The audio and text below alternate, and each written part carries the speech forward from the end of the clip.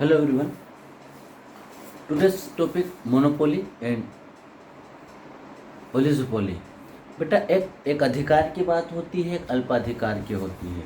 ठीक है, मोनोपोलीज एक अधिकार होता है एंड ओलिगोपोली अल्पाधिकार होता है। Monopoly is the situations of market where there is only one producers or sellers who has the complete control either on the price on a supply।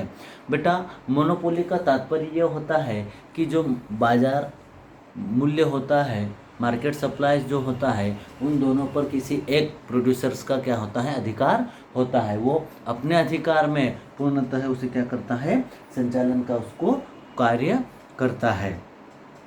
The AIIMS of the monopoly it is the earn maximum profit. बेटा जो monopoly होता है उसका प्रमुख जो लक्ष्य होता है वो ये होता है कि अधिक से अधिक क्या किया जाए, प्रॉफिट कमाया जाए, अधिक से अधिक जब लाभ मिले, ये उसका प्रमुख लक्ष्य होता है।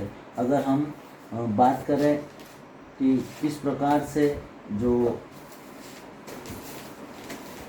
वन फर्म मेंबर्स जो होता है वो क्या चाहता है कि किस प्रकार से मुझे प्रॉफिट मिले, किस प्रकार से मेरा प्रॉफिट हो या अधिक से अधिक प्रॉफिट हो, ये सोचने का जो कार्य है वो जो एक व्यक्ति विशेष जो व्यापार करता है या जो अपनी वस्तु को मार्केट में बेचने के लिए ले जाता है, वो अधिकांश यही सोचता है कि अधिक से अधिक मुझे क्या मिले, प्रॉफिट मिले। It is the difficult to the define monopoly. बेटा मोनोपोली को डिफाइन करना थोड़ा सा डिफ़िकल्ट है। Generally it is the assumed that the monopolist conditions the prevalence when there is only a single producers and he was the complete control और supply and price. देखो बेटा इसमें क्या होता है कि मोनोपोली में पूर्णतः जो बाजार होता है वो एक व्यक्ति विशेष के अधीन घूमता है, और जब व्यक्ति विशेष के अधीन घूमता है तो जो प्राइस होती है उस प्राइस में बड़ी प्रॉब्लम्स होती है। किस प्रकार से उस प्राइस को कंट्रोल करके रखे, जो सप्लाई है उस सप्लाई को, और सप्लाई जो होता है उसको किस प्रकार से कंट्रोल करके रखें। तो मैं पूर्णतः उसकी जो डेफिनेशंस दूंगा उसमें मुझे थोड़ी सी या उसको डिफाइन करने में मुझे थोड़ी सी डिफिकल्ट या कठिनाई हो सकती है। So monopoly said to be one man's control. जो मोनोपोली होता है उसको कंट्रोल एक व्यक्ति विशेष करता है, उसे एक व्यक्ति के द्वारा कंट्रोल किए जाने वाली नीति भी कहा जाता है। Control on both price and the output is not the possible. The monopolist can the yearly determines the supply and the level the price are fixed by the demand curve। बेटा जो डिमांड कर्व होता है उसमें जो price to be fixed by the demand curve, जो price होती है वो फिक्स हो जाती है कौन से कर्व में, डिमांड कर्व में। इसलिए मोनोपोलिस को डिफाइन करना थोड़ा सा कैसा हो जाता है, मुश्किल हो जाता है। रॉबिन्स कहते हैं कि the monopoly just the रिवर्व face of the perfect competitions. Monopoly क्या करता है बेटा, सिर्फ परफेक्ट कॉम्पिटिशंस को फेस कर सकता है।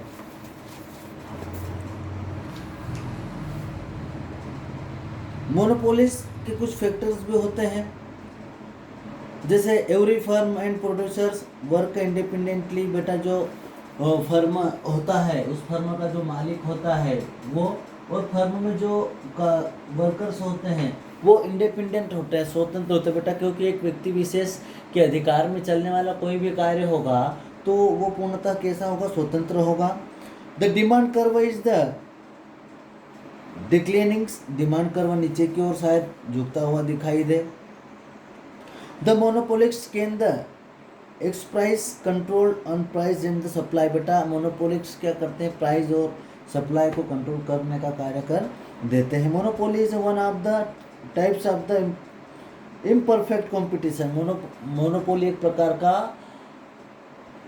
इनपरफेक्ट कॉम्पिटिशन है। परफेक्ट कॉम्पिटिशन्स ना होते हुए कैसा कॉम्पिटिशन है, इनपरफेक्ट कॉम्पिटिशन है। Cases of rise of monopoly, देखो किस प्रकार के केसेस होते हैं। द रिमूव कंपटीशन से ये कैसा क्या हो जाता है, रिमूव हो जाता है, बाहर हो जाता है। To acquires patent of rights, बेटा जो कॉपीराइट्स है वो हो सकते हैं। Enables the supply of maximum capital investment, to enables to supply of the maximum capital investment, बेटा जो कैपिटल इन्वेस्टमेंट होती है उसके अकॉर्डिंग से सप्लाई नहीं कर पाते हैं।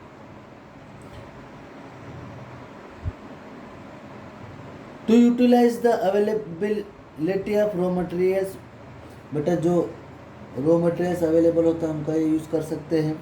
To enjoy the situations of monopoly provided by the government, to enjoy the situations of monopoly for risk public utility service, बेटा पब्लिक यूटिलिटी सर्विस को ये क्या करती है, काम में आती है। मोनोपोली के टाइप्स देखें तो नेचुरल मोनोपोली होता है, पब्लिक यूटिलिटी सर्विस मोनोपोली होता है, फाइनेंशियल मोनोपोली होता है, स्टेटरीज मोनोपोली होता है, मोनोपोली बाय द एमलगेमेशंस होता है, डिस्क्रिमिनेशंस मोनोपोली होती है।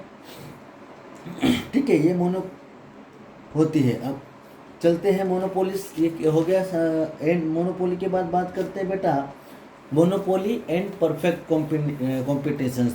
Difference between monopoly and perfect competition.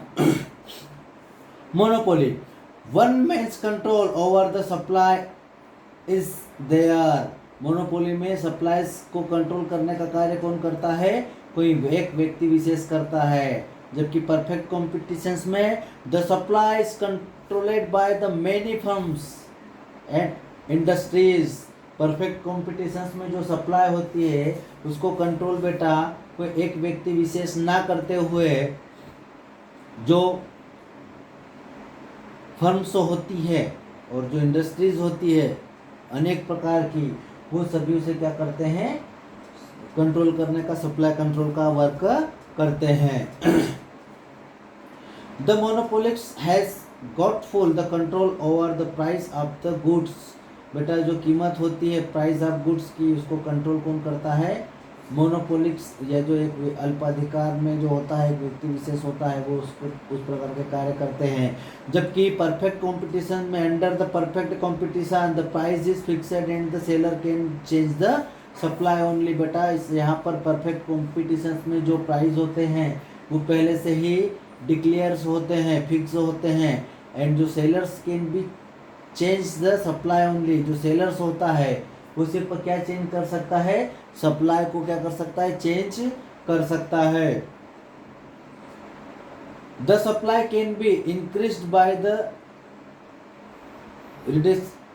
Price only. बेटा the supply can be increased, monopoly में सप्लाई को इंक्रीज कर जो प्राइस होती है उसमें भी क्या हो सकता है, परिवर्तन हो सकता है। जबकि मोनोपोली में परफेक्ट कॉम्पिटिशन्स में प्राइस फिक्स होती है and seller can not effect the price by the recording the increasing the supply. बेटा प्राइस कम होने पर भी जो सेलर्स होता है उस पर किसी प्रकार का दबाव नहीं होता है, उस पर किसी प्रकार का दबाव नहीं बनता है।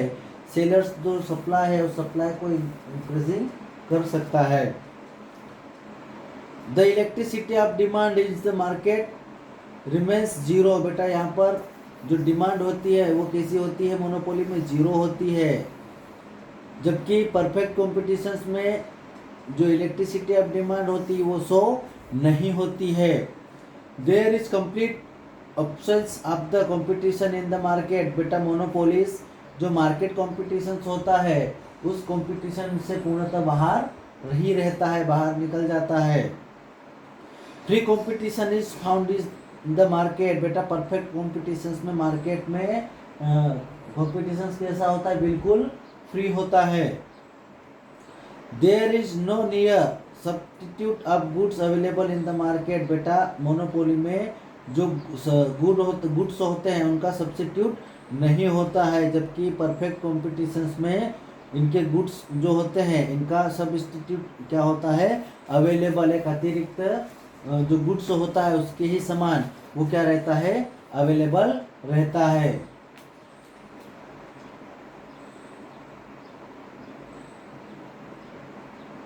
मोनोपोलिस्टिक्स कॉम्पिटिशंस, यहाँ पर बेटा क्या फीचर्स इसको होते हैं, तो इसमें लार्ज नंबर ऑफ सेलर्स, जो सेलर्स होते हैं वो अधिक मात्रा में होते हैं। प्रोडक्ट डिफरेंटेशंस, जो प्रोडक्ट होते हैं वो डिफरेंस होते हैं। सेलिंग कॉस्ट इसकी होती है। Freedom of entry into the exit from the industries में ये बिना किसी चार्ज के जा सकते हैं। लक ऑफ परफेक्ट नॉलेज, बेटा परफेक्ट नॉलेज महत्वपूर्ण होता है। प्राइसिंग्स डिसीजंस, मूल्य का जो निर्णय है वो महत्वपूर्ण हो जाता है। नॉन प्राइस कॉम्पिटिशंस, ये बेटा नॉन प्राइस कैसा होता है, कॉम्पिटिशंस होता है। फिर आपको एक डिफरेंस देखने को मिलेगा परफेक्ट कंपटीशन और मोनोपोलिस्ट कॉम्पिटिशन्स में। तो बेटा कॉम्पिटिशन्स में परफेक्ट कॉम्पिटिशन जो होता है वो पूर्णतः परफेक्ट होता है। आपको इस चैप्टर में मोनोपोली एंड मोनोपोलिस्ट कॉम्पिटिशन्स भी देखना होगा कि दोनों में क्या डिफरेंस है, ठीक है। अब मैं बात करूँगा ओलिगोपोली, जहाँ पर अल्पमत की बात होती है, अल्पाधिकार की बात होती है। The word oligopoly is in the origin Greek word, बेटा ये जो ग्रीक शब्द है इस शब्द से बना है। ओलिजी एंड फ्लुएंस, oligoi means few and the फ्लुएंस मीन्स टू सेल, बेटा फ्यू एंड सेल इसका मतलब होता है कम बेचना या कम सेलिंग करना। This oligopolies reforms to a market structures where there are only a few sellers but more than two.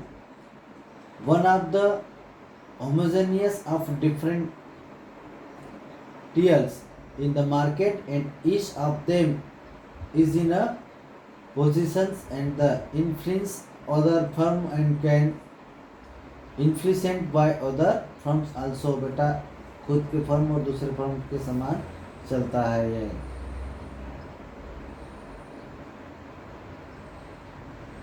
देखो मैं इसके आपको बेटा एग्जाम्पल बता दूं किस प्रकार के इसके एग्जाम्पल होंगे। तो देखो